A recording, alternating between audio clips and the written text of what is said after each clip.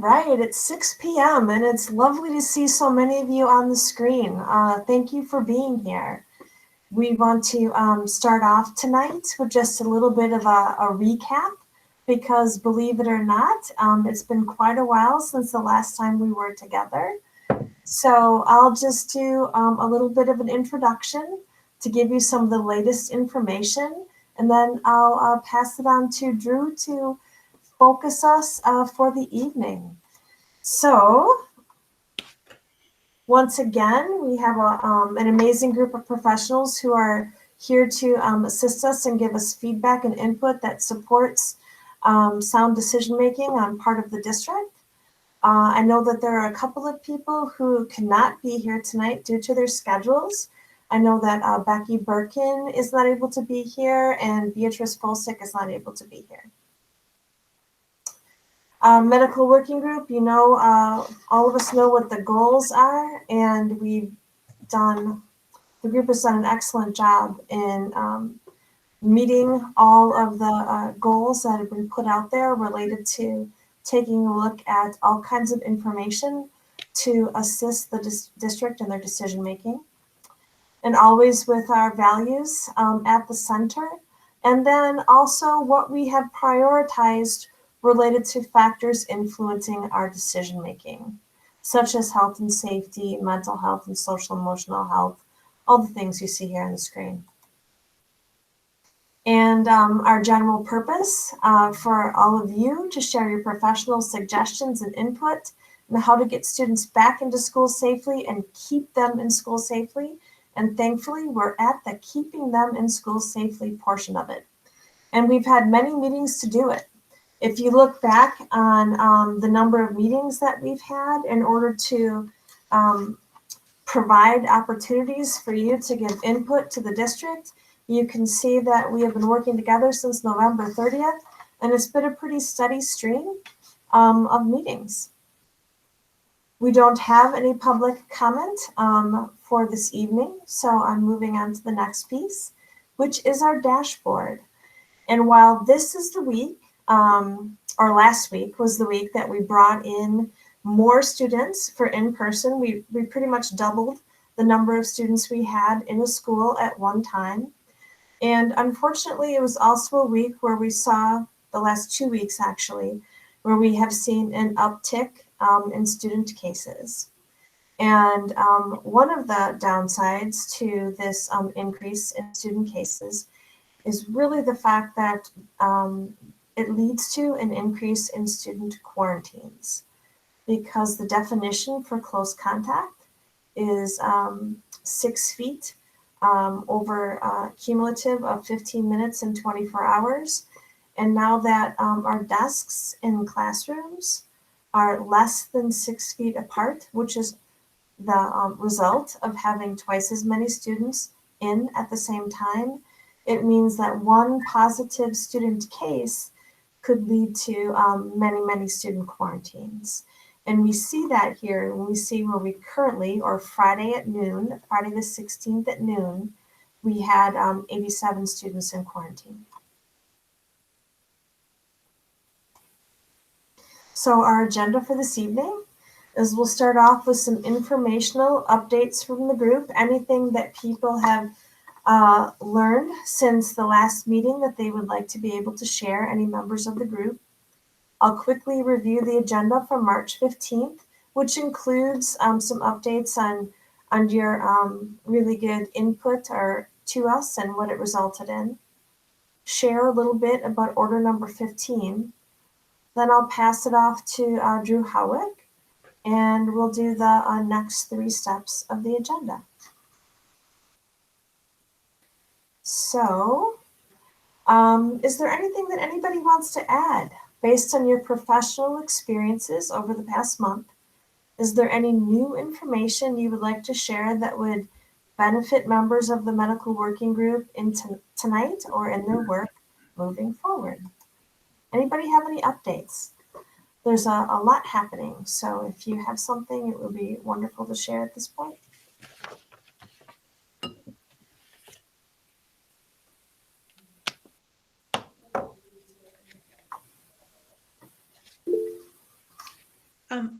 would like to say that it has been consistent in my adolescent clients over the past week or over the past month who are not only in Oregon. So I have some clients from Wanakee School District, Sun Prairie School District, just the greater area, that have been on a similar kind of path as us in terms of the timing has been so positive in terms of their mental health, that they're almost without exception saying being back at school has been so helpful to me.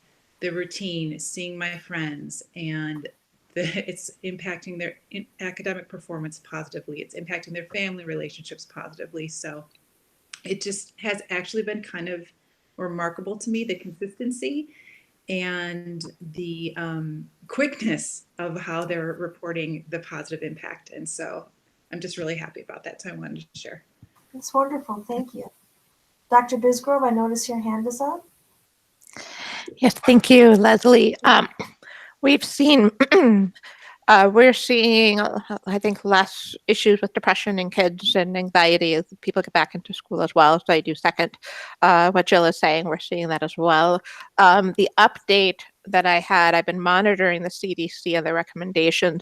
The CDC has been watching closely on in terms of where outbreaks are occurring, where the variant is occurring. They did raise a concern with some of the outbreaks in certain areas being driven by sports and extracurricular activity, group sports and extracurricular activities where kids are in groups and mixing and competing more often. Did the research with as part of one of an exposure incident in one of the sports teams, but also just been watching it closely. They have not issued any further specific guidelines other than to reinforce everybody should keep their distance, everybody should minimize contact, and they haven't gone further than that at this point, but I do know they're watching closely, and I've been watching them closely to see if they update anything, but so far they haven't. Thank you. No, we've been monitoring that too, so I appreciate you mentioning it. Anybody else? All right. Thank you. So then, as far as a summary, the last time we met was March 15th. We discussed Emergency Order 14. We sought input or feedback on the choral performance safety measures. And I included some pictures here. While it is not choir that you see on the screen, it is band class at the middle school. I just wanted you to see what we were doing to adhere to public health orders, but continue to offer a musical experience. Because as I've mentioned in the past, the masks that have the slits in them for playing of an instrument do not count as a face covering under the public health order. Consequently, in order to allow students to play a band instrument, we brought them outside and placed them, as you can see, 6 feet apart in an outdoor setting with a tent. And you can, we have speakers and there's all kinds of equipment that's out there and ready to go.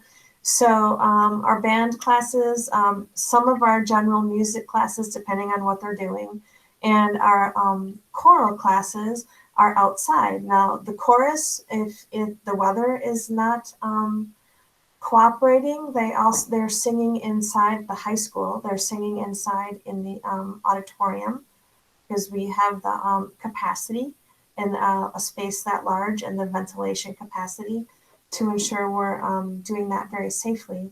But I just wanted you to see that things are progressing and we're really grateful the kids are making music. And I hope some of you have been able to see Make Music Oregon. It's been a 3-part series of concerts where it's been our students, but it's also been our families and community members who are contributing musically to 3 hour-and-a-half long concerts. It's incredible. They thought they were worried they wouldn't have enough volunteers to fill up a single performance. We had so many volunteers from our students, families, and community that we have 3 performances. So we know that music continues to be very important to the Oregon community. Then we also sought your input and feedback on our safety measures related to increasing in-person instruction at K-6 and 712. And we also sought your input related to establishing a post-spring break date for increasing in-person instructional time. And as you know, we established that for 1 week post-spring break. We are hoping that the influx of cases that we saw were somehow connected to social activities during spring break and are not an indication of a continuing trend. So we shall definitely see as time goes on. But meanwhile, we feel pretty good about the safety measures that are in place. We feel very good. And we are really anxious for your input tonight.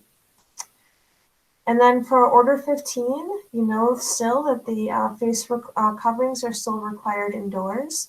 And they're strongly recommended outdoors when it isn't possible to maintain 6 feet. Consequently, do you have an update for us, sir? Is this something from tonight? Oh, it's the 4th. Thank you. It's the data snapshot from last week. Thank you for adding that, sir.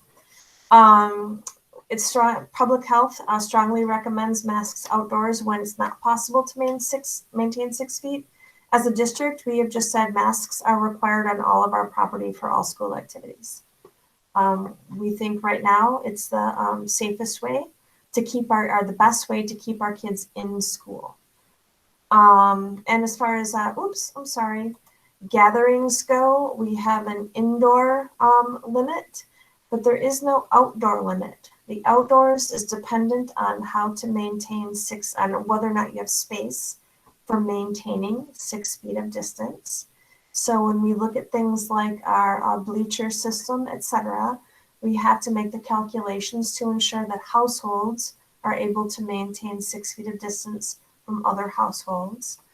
And for sports, the 6 feet is still required unless you're playing. And our students are playing with masks, as are all of Dane County at this point, and continuing to follow the requirements for gatherings. So that has been how Order 15 has been influencing us. So now I'm going to pass this off to Mr. Howick, who will talk to us about our next steps and what we're going to try to accomplish tonight. Great. Thanks, Leslie. Yes, there are 2 questions that we've identified. Leslie, Tim, and I got together last week.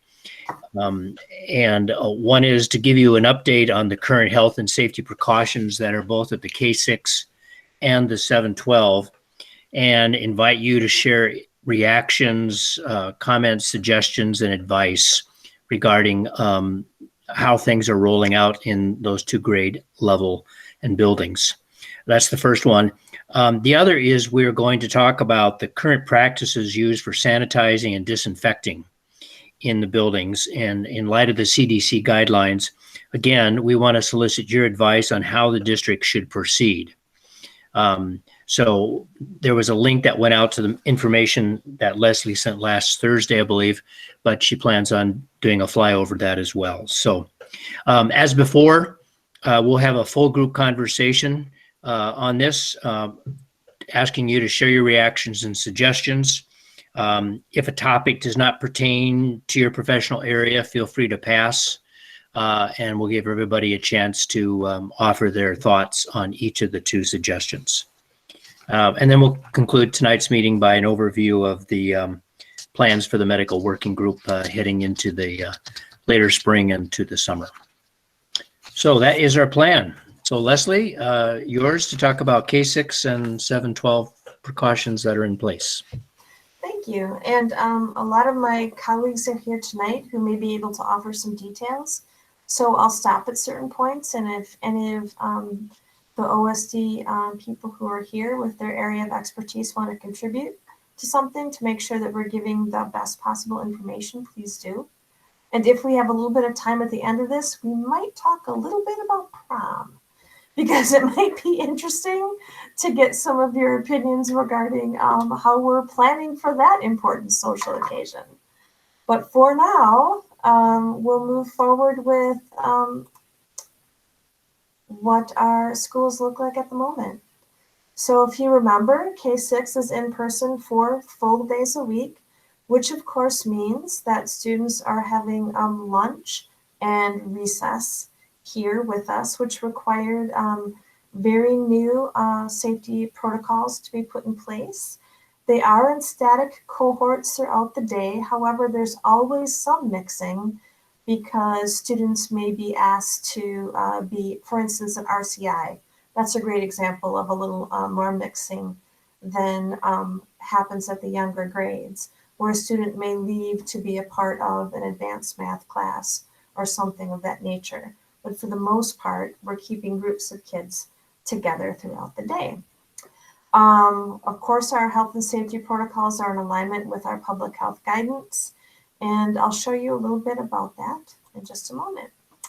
For example, lunch was probably the biggest safety hurdle for us because, of course, lunch means unmasked time. And we know that unmasked time is the time where our students are probably most vulnerable related to transmission.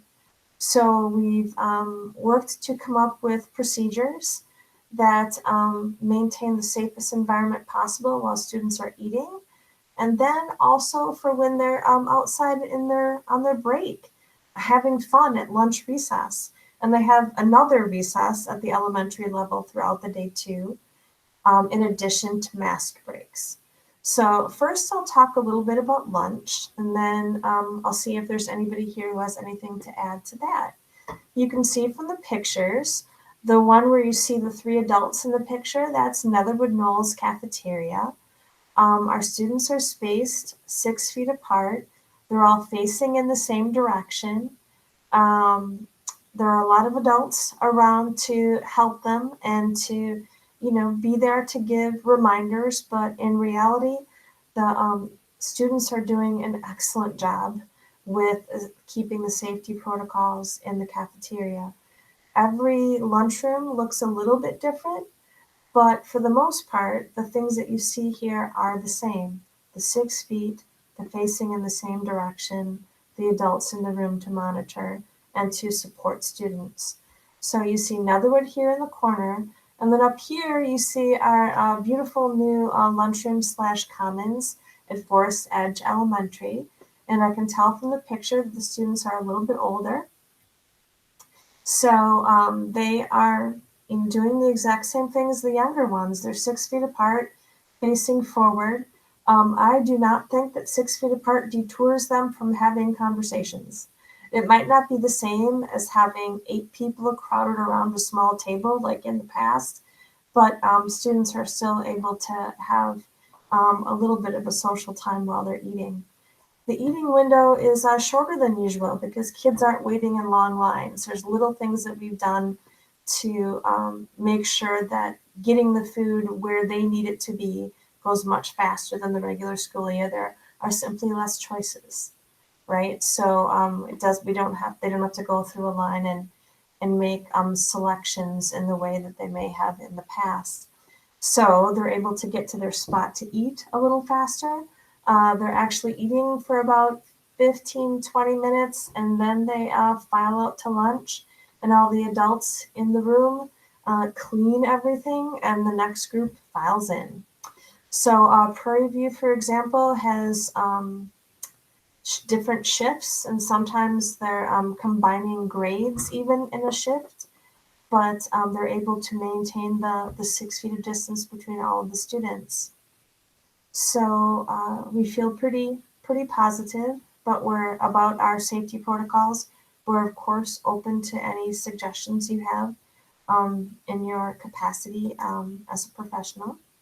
And then grades 7 through 12, their system is a little bit different because remember they have online students in the afternoon and they have in-person students all morning. So they have double the number of students in at one time, but they do not have lunch. Instead, the lunch is a grab and go. I would say that for the older students, the hallway is definitely where they're not 6 feet apart.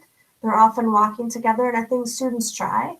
But I also think that trying to figure out what 6 feet is when you're in a hallway full of students is a challenging thing. And then in their classrooms, people are great with mask compliance. That isn't an issue at all. They're doing a good job in the classroom. It's just that they are now less than 6 feet apart, which means that there are significantly more quarantines than in the past.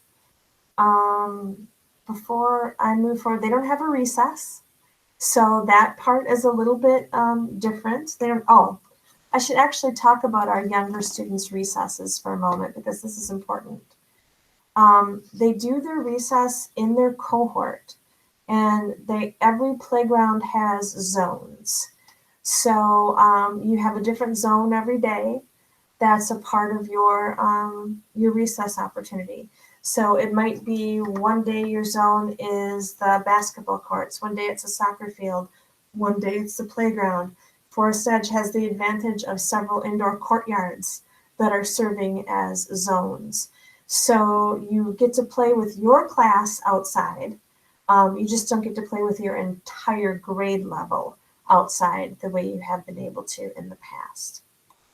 Our older students, no recess, so it's less of an issue.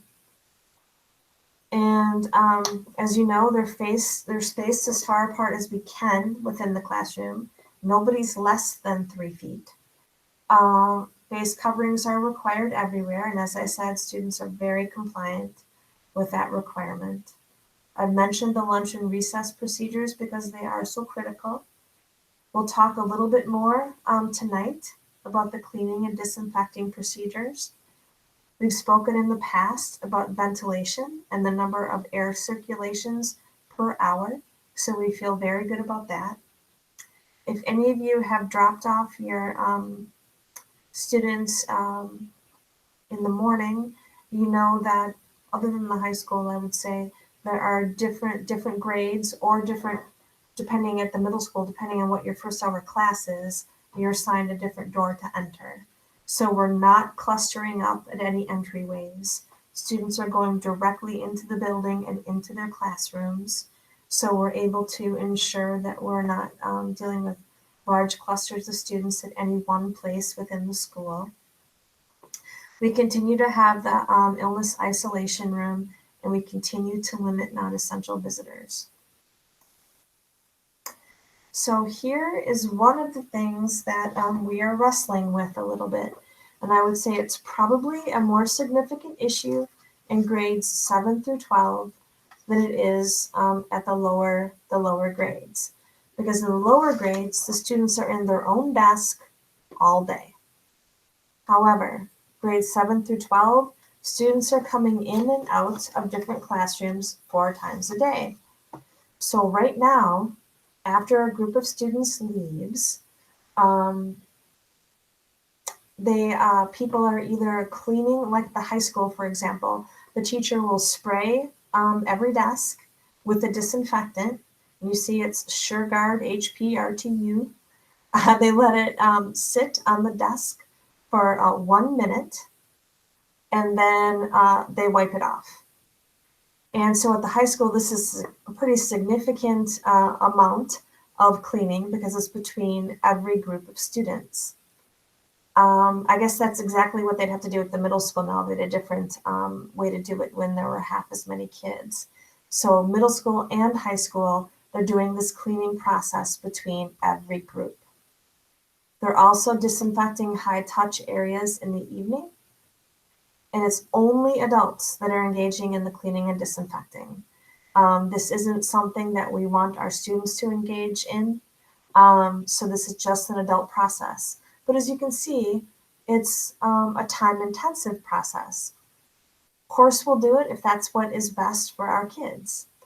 However, as I sent to you, the current CDC guidance is that once a day cleaning in high-touch areas is sufficient. But before we change that process, because I'm sure that process gives some people a high degree of confidence. And so we didn't want to change it without talking to you about that a little bit. So that'll be our question in just a moment. But before we do, I just want to mention a little bit about transportation. All of our routes have been rebuilt. We have bus supervisors on most of the K6 routes, not all. Unfortunately, we're continually hiring. We would continue to hire until there was somebody on every bus. But so far, we have been able to do most K-6 buses. Face coverings are required, just like they are in any other school setting. We're opening windows, and now that it is not so cold, it's probably it's not just a wind possible, it's the wind that our windows open on buses. And honestly, now that we have doubled the amount of students coming to school, it is usually 2 students per seat.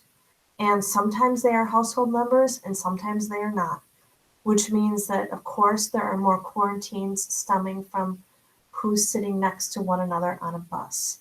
It also means that seating charts are really important. So when we find out that someone may have been in a contagious period on the bus on Thursday, we know who they sat next to, in front of, and behind. And of course, the buses are cleaned on a daily basis too.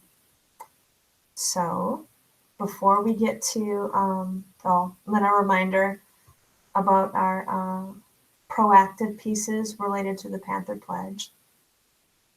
And before we get to question number 1, I'll ask any of my OSD colleagues if there's anything they want to add related to current safety practices to better inform the medical working group so they can tell us what else they may be thinking of or things that they think we should consider. OSD, is there anything else you want to put out there?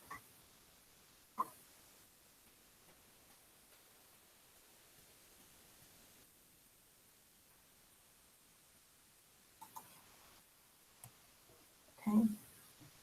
They must feel as if I have covered everything at a super high level. So, please go ahead. Go ahead, Drew. Thank you. Okay, so just to clarify, Leslie, we do have 2 questions, right? We do question 1. Yep. And question 2. Okay, so we're going to talk about the cleaning protocols after the first question. So we can go back to that, please, which is any reactions that you have or suggestions or questions regarding the protocols that are being used in both the K-6 and the 712. So we'd like to invite everyone to participate in that. Who would like to be our lead off?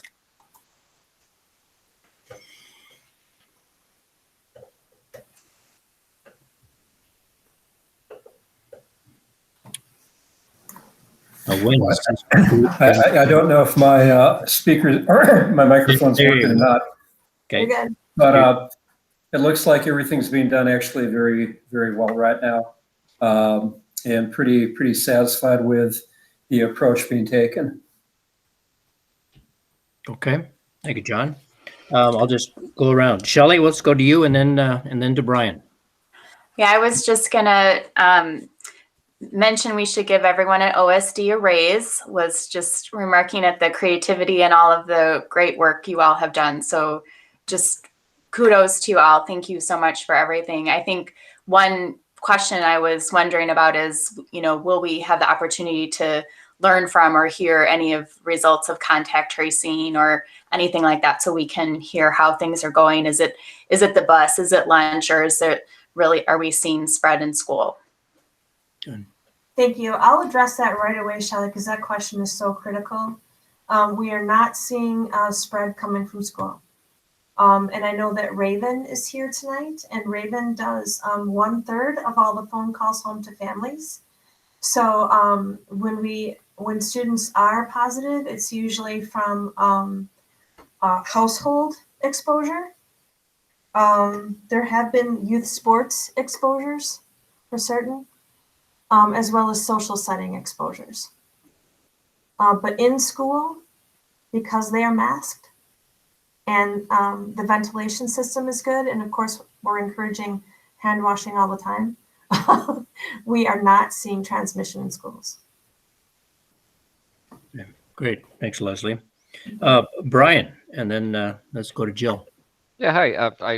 I'll second that. You guys have been doing a phenomenal job, so thank you so much for that.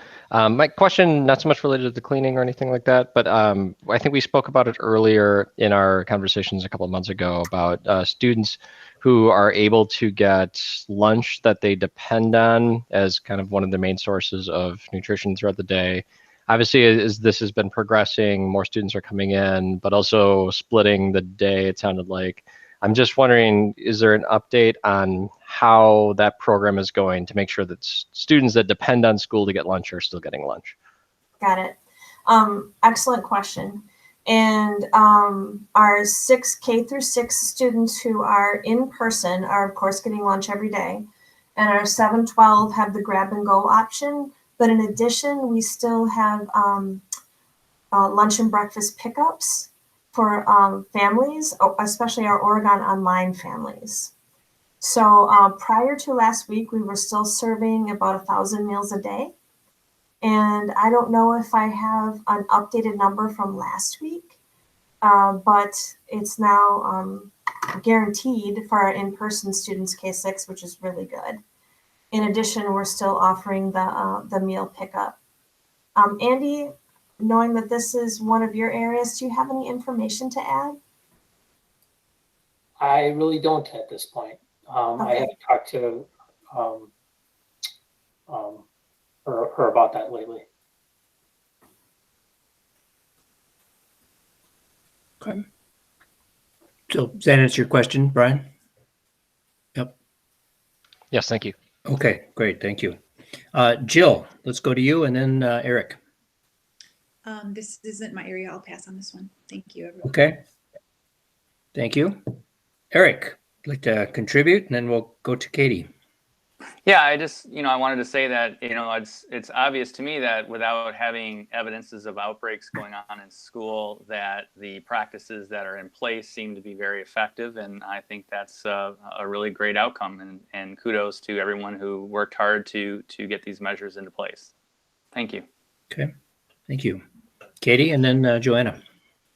Yeah, I agree. It has been really remarkable. And I think, as Jill had mentioned earlier, the kids are just benefiting tremendously from it. So yeah, keep on keeping on. It sounds like it's working out pretty well. Okay. Thank you. Joanna and then Raven. Yeah, definitely second, third, fourth, the amazing effort by the OSD staff. As a physician in the community and as a parent of a 5th grader and an 8th grader, especially one of them being special needs and needs to be in school to really get the best learning, but always trying to balance it. In terms of the current protocols, at least some of the data and the studies I was seeing were suggesting that vast majority of the infections are spread through the air and not so much on contact. Cleaning surfaces is important because the virus can live on surfaces, so cleaning high-touch surfaces. In terms of how often, in reviewing the CDC guidance, it says at least once a day, and to take into consideration the local transmission rate, what's been going on in the school, the ages of the kids, so definitely more frequently with the younger kids. And so there's a lot of variables involved. And from a policy standpoint, if what everyone's doing right now they can do, and it's not a crazy burden, we may be better staying there. If it's really in some areas really, really hard for people to keep doing, then take into account the data, but also know that the recommendations and what they're suggesting are based on the current information. So of course, things could shift. So I'm not sure what's easier, staying as we are or lightening up a little bit, knowing we could fall back into cleaning almost every single time. But that was one of the things that I noted, is just like it's not that it's once a day, it's at least once a day. And then they definitely recommend going more often in certain situations. So if that creates a lot of confusion across the board, we may be better off staying where we are if it's doable. Okay. Thanks, Joanna. Raven and then Alice. Yeah, I don't have anything to add for this question. Thank you. Okay. Alice and then Amy. I would just 5th or 6th, whatever we're on, just the effort of OSD, and especially it seems like some big heroes in this are the teachers, and just how, you know, they have to do. I'm the mom of 2 elementary school kids, and so I'm, you know, familiar with what elementary school kids are like. And so I would imagine that there's some monitoring that has to happen, you know, in the classroom, and the teachers have been so flexible and just so positive. An example I can think of, my 8-year-old came home and was telling me about the playground protocol that Dr. Bergstrom was describing. And she's like, yeah, we don't get the playground until Friday, but Friday's the best day of the week. So that really works out well. And like, they must have been presented in this positive way of, you know, that the kids just aren't affected that much by these kind of weird things that have to happen. I also drive RCI every morning around 8 o'clock, and including this morning when it was 40 degrees and it just finished raining, and there were teachers out setting up the band stuff. And I was just, you know, reflecting on how this is not what anyone signed up for. And everybody's just working really, really hard to make it happen. So lots of appreciation for that. Great. Amy. Yeah, this isn't my field, but 2 observations working at the middle school and high school. In the mornings when students come in at the middle school, they do a really nice job, our staff and students, of hand sanitizer, you know, washing their hands as they come in, using hand sanitizer, keeping that space and distance. So yeah, our students are really doing a great job of following those expectations. At the high school, I have an opportunity to supervise one of our really large common space for a learning resource. And same thing there, we're spraying desks, we're wiping them off, and students just know this is part of the process, and they wait patiently, and they do a really nice job, so that it is kind of ingrained in them. And they do appreciate, I think, when we clean those desks off. It does offer some reassurance for some of our students. Great. Thanks, Amy. I noticed there were some people phoning in, but I don't know the names. So is there anybody else that would like to respond to this first question?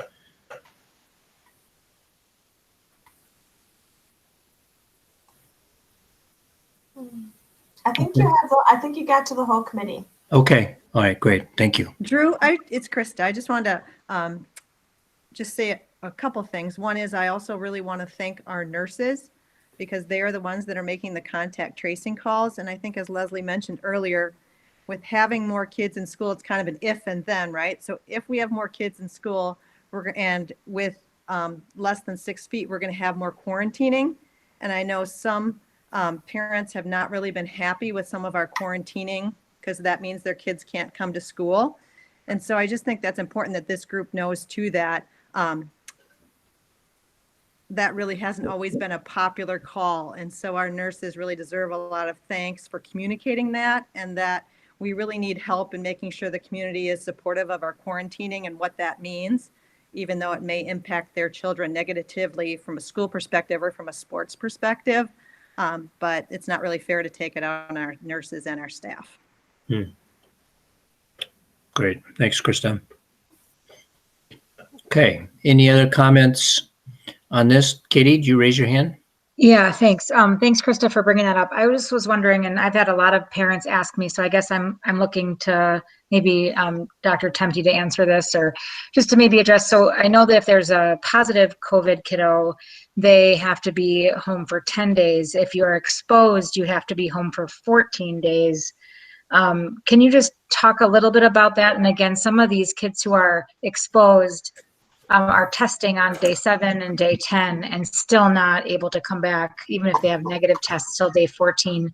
So I guess I'm looking for some information to provide to them on the rationale behind that decision for the school district. Well, the 14-day is based on the amount of time that approximately 99% of all cases will appear after a known exposure. And so that's being extremely safe. I think, to be honest with you, 10 days is probably takes you to about 95%. And I think CDC also has some protocols out there for a testing approach after exposure. And if you're testing negative, I believe at 7 days, that's reasonable to go back as well, because you're going to oftentimes, well, the biggest problem with kids is so many of them are asymptomatic. And so by simply looking for symptoms, you're not going to catch them. With a testing procedure, if you wanted to put in something where you give an option for a PCR-based test, not a rapid test, but a PCR, I think one could do that. But that also requires somebody going to one of the testing locations, and then you have a lot of disparity in who's able to get there and who isn't. So until such time that we have PCR testing available in the school, I'm not sure what to do.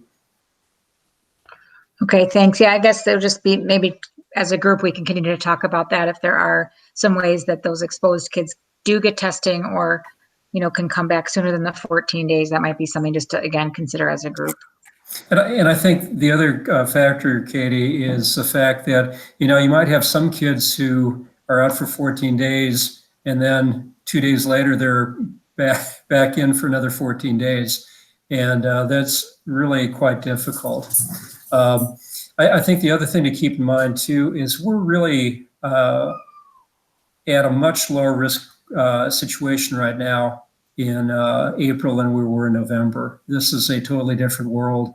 And even with the concerns about the variants, we're not seeing things taken off here in Wisconsin at this point in time. So that's, I think, really good news. And the fact that we're doing a phenomenal job with vaccination, especially in Dane County. Thanks. Yeah, just from the protocols we're seeing at SSM, based on the data, I'd want to second what John's saying. And SSM, granted, we need to have a test if we're exposed, but at SSM, it is 10 days with the test. Trying to sort of think through my head, our clinic in Oregon, we haven't been able to do, we haven't been allowed to do asymptomatic testing, but we certainly, for patients who are SSM Dean, and I think also for UW, to go to the UW clinic, if a kid is positive, if the kid has any kind of symptoms, they can do a virtual visit and with a provider, even if they're not established with us. If we take the insurance, we easily can. We do a virtual visit and we order a test. That would be for kids that have symptoms. Kids who are exposed but no symptoms, a little more tricky. And I think SSM is still limiting what and when we can do and where. Okay, thank you. All right. Good. So we move to question 2, which Leslie just did.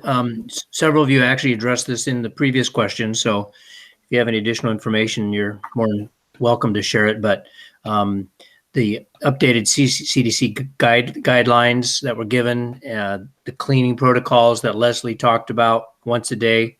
And then the question is, should we continue that process, or do we disinfect between individual student use, or any suggestions or impressions that you have on that?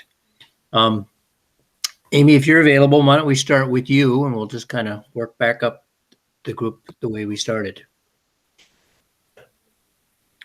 I have nothing to add to this one. Thanks. Okay, thank you. Alice, and then we'll go to Raven. Definitely not my area of expertise, but Okay. I just a question for anyone, or just what would be the reason to not continue? And I'm imagining it's probably just a staffing, figuring out who and time, but that would be my only question. If it's working, why not keep doing it? Yeah, honestly, Alice, that's the only reason. What you mentioned, it's just, it's a time-intensive process. So if it's not necessary, we don't want to contribute to what some people have termed hygiene theater. But if it is something that is making a difference, then we absolutely want to commit to continue doing it. Got it. Thanks. Okay, thank you. Raven, and then Katie.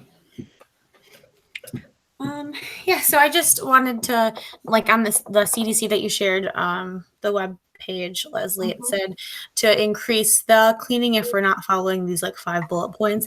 And it was high transmission rates in your community, infrequent hand washing, infrequent wearing of masks, and high populations that are more susceptible.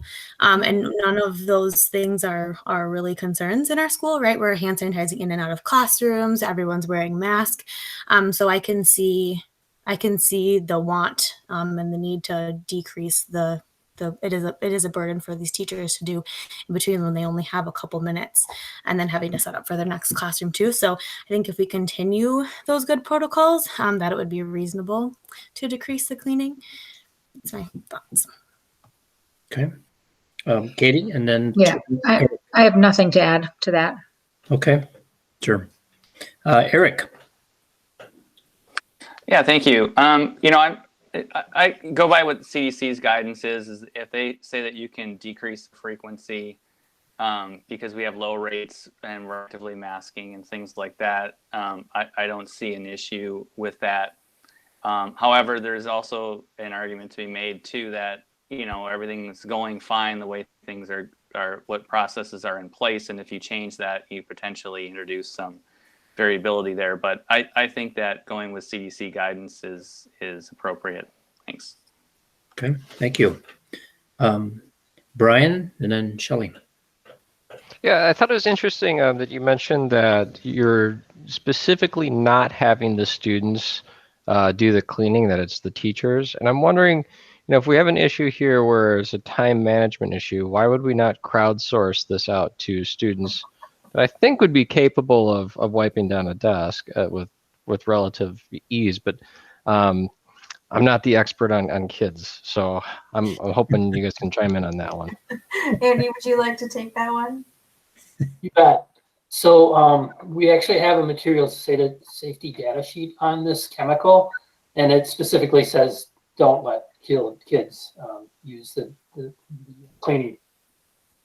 Well, that makes perfect sense then. Okay, thank you. I have no further questions on that then. So now you're an expert on kids, Brian. No. No. Okay. Shelley, and then Joanna. Yeah, I think some of the questions of why to shift the things that were coming up for me were, is it a trigger for asthma? What's the environmental impact of the cleaner? What's the environmental impact of using all of the gloves? What's the consequence of our kids potentially getting into probably a more hazardous cleaner than soap? I think I was pulling most of what I read from that science brief that was linked in the CDC guidance. So it seems like, the fomite or surface transmission is really pretty low, not the main spread. They talk about cleaning versus disinfecting. So a lot of talk about cleaning is enough to reduce risk. So I think that's something to be thinking about. Keeping in mind disinfecting is important after you have a confirmed case. I think the other thing that I pulled was something to think about for the younger kids. So thinking about disinfecting could potentially be more important for an audience that's not wearing the mask consistently and things like that. So my gut says, there's, I think folks have elevated two perspectives, right? The things are going really well, so why shift? But then just wanting to keep in mind that I do think there's room to cut back. Okay. Thanks, Shelley. Joanna? Just a couple of things to add since I addressed this part the first time around. One, frequency is going to be important in terms of how frequent. If we do decrease, I just recommend some education because the children at this point, the students are so used to it that it's like, okay, why are we changing? What's different? So just kind of having a brief overview is like, well, studies show that that this isn't a big deal, but still as big a deal, but it's important. The second thing would be it would be to grade it based, I would say, on the schools. Like the K through 4s probably need the cleaning more often than RCI, OMS, or OHS. And then other thing to think about in type of disinfectants, I know this has come up in other areas. It hasn't come up as much during the pandemic, but the more we use these high power disinfectants, the more we're using hand sanitizing, we are breeding a risk for superbacteria and superbugs. So we are not in a sterile environment. We're trying to clean out a virus, but we also could inadvertently introduce other more problematic pathogens that are resistant to the cleaning and disinfectant. So that's something else to think about in terms of weighing the cost benefit of shifting. Okay, thank you for that. Jill and then John. I think I'm thinking about the teachers in this situation and kind of morale, and like they don't even have time to go to the bathroom in between classes. And so given what the CDC says, if this could help our teachers at all, then I think we should decrease the cleaning. Okay. Thank you, Jill. John, anything else to add? Not a whole lot. I think we've for a long time not been real impressed at the likelihood of transmission off a surface with this virus. This is a respiratory virus. That being said, the only caution I have, I think people have brought up before, and it's not the biological, but the psychological aspects. And if kids see that you're backing down, do they feel more empowered to not do the distancing masking? I think that's a minimal thing, and I would probably put my bet on keeping the teachers' morale up and cutting back on this toxic substance we're putting on all the surfaces. So that's where I kind of end up. Okay, thank you, John. I believe anybody else that I failed to mention? Okay, great, thank you. Leslie, or anybody else, any other follow-up questions or comments on the comments regarding question 1 or question 2?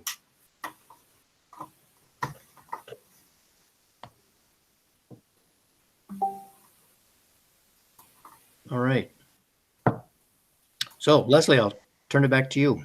Well then, we're talking about next steps. And originally I thought perhaps our next meeting would just be, I would check in with the group to see if they're available for meetings as issues arise, as opposed to scheduling one. But we really do have a couple of important things that are just right around the corner. And so as long as it's 6:52 and you might have a few minutes, I thought maybe we could get your opinions on some of the things that we have planned in the next month or so. For example, we want to be able to offer the students and the senior students some type of prom. And we've selected May 22nd. And it was selected because it was post AP tests. And there's also enough time prior to graduation if there was to be an exposure and students had to go into quarantine, they could most likely be out of quarantine by graduation. Because that would be a horrible situation if one of our kids missed graduation for that reason. So I can see Mr. Planner's baseball icon on the screen. So I know he's here. There he is.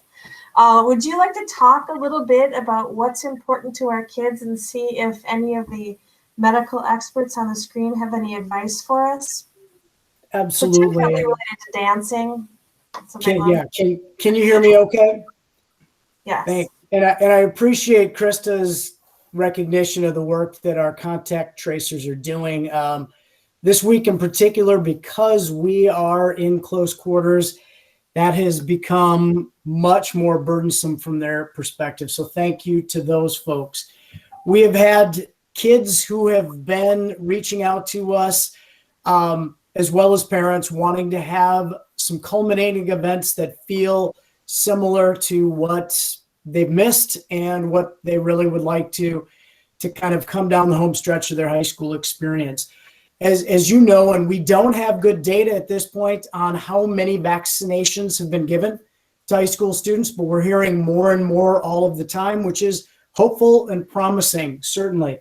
Leslie and I met with also some of our admin team with 10 or 11 seniors to discuss their want for a prom activity. And so we are right now proceeding to bring some ideas together. We have talked to other schools in the area, inside of Dane County and out. And you know, the experiences in versus out can very often look very different. So what we heard from our students is they want they want to dress up. They want to wear the gowns and dresses that they've purchased as juniors, and they want some kind of an event that feels special. We know that that is safer outdoors than indoors, but like everything this year, this is a problem in 4 dimensions. We need to have plans for inside if outside doesn't cooperate. Right now, we are thinking that we will have a large tent that we will construct. We would have lights that we would put inside. We're expecting that we will still do this somewhat during the daylight hours. Our proms usually go to 11 p.m. and we're thinking that this may be more on the order of 5 to 8. Our quotes from Event Essentials include things like cornhole bag toss games and large Jenga, as well as the notion that we would have some music and a DJ. We are looking for ways to really draw some lines about what would be safer ways for students to dance and to not get into. If you've at all supervised a prom or a homecoming, you will know that would be the worst case scenario. A typical traditional prom dance could put the school in quarantine in about 15 minutes. So talking to Edgewood this weekend, they held a prom and they used their DJ to stop music every time they felt that students were getting too densely kind of packed in. Other schools in the area were at least toying with the notion of having students sign up in cohorts, come in smaller groupings so that there would be 50 dancing at a time. Our students really want the opportunity to be together. They realize that not everybody likes to dance, so that they would welcome other activities. But I think music is one of those things that they're hoping to see. And I'll pause and see if there's any questions that you have or just your perspectives.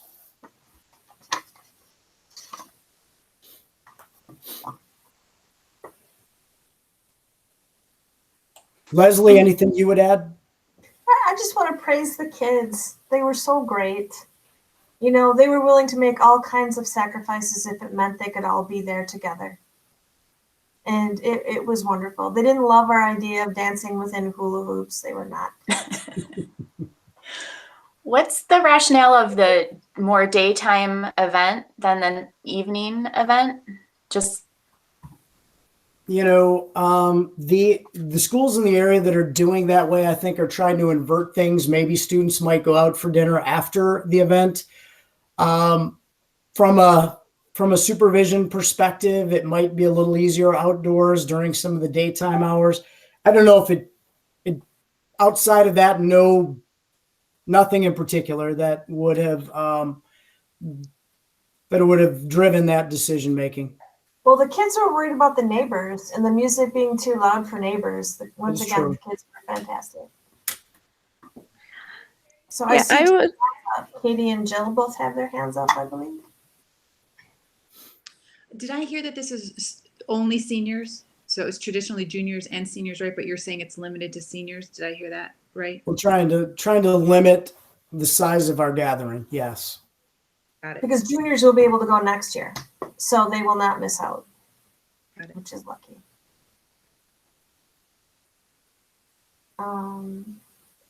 Dr. Bisgrove, you have your hand up too? Yeah, thank you. I was kind of thinking along the same lines with Shelley. I mean, not going too late, but I know the vision I'm having, because I think it could work. I'm not sure where you guys are planning to do it, but at least some of the most memorable experiences I've personally had were dancing under the stars. And the idea, like I was just thinking like JC Park or somewhere else that has more trees. You can string lights up into the trees and then sort of make an ambiance. I mean, it wouldn't go late, but the sun is going down. It's starting to get dark, twilighty at that time, about 8:30. And so if an event went to like 9 or 9:30, there's still that experience. Being outside, the question's going to be obviously the weather, so we have to make the contingency plans. But if it worked, being outside for an event like this actually can be really, really special and be made really, really special. It's just kind of where you have it, how you decorate. There's actually, I think, a lot of cool ways to do it and still be able to keep people safe. So that was my thought. Okay. Okay. Thanks, Joanna. Other thoughts, questions, suggestions that occur to you based on what Jim shared with us? Well, and this population can also be vaccinated, right? So can you get a prom ticket and a vaccination? No, I'm not at all suggesting it is a requirement though, but. That is a plus. That's a plus. Okay. I know you mentioned a little bit, Jim, about like having groups of kids. What are your thoughts on that? Like on how you're thinking, what you're thinking of like cohorting? I'm just thinking like, how am I going to contact traces? I bet you are. I bet you are. Yeah. Yeah, Raven, I'm not sure who has really adopted that. I know that those were some conversations in the Badger Conference. And I think the schools that were most serious about that were actually going to limit students coming in groups of 50. And so I know that that was in the works in another school district, but I'm not sure if ultimately that was their final plan. I know that that would be something that would be disappointing for our students, but it certainly would give us a fighting chance to contact trace. It will be really challenging otherwise. I've got no question about that. Jill, is your hand up? Or is that from the past? Okay, go ahead. No, I was really appreciating that the kids were thinking about the noise issue. I think the ordinance in town is 10 o'clock. So I think that you could even go as late as 10 and still not be encouraging, law-breaking behavior and be respectful of neighbors. Yes. Amy and then Brian. Jim, I was wondering do you know on average how many students typically attend prom anyway? Like if we're just talking about one grade level to begin with? I wish Brandy Husley was here. I think we're close to 500, somewhere in that range. Okay. Brian and then Alice. Yep. Yeah. So, I mean, speaking from personal experience here, when it comes to prom, yeah, the event was great and all, but there was so much more to it that's, I think, outside of the control of the school system. There's all the getting together, the girls all got their makeup on, all that kind of fun stuff.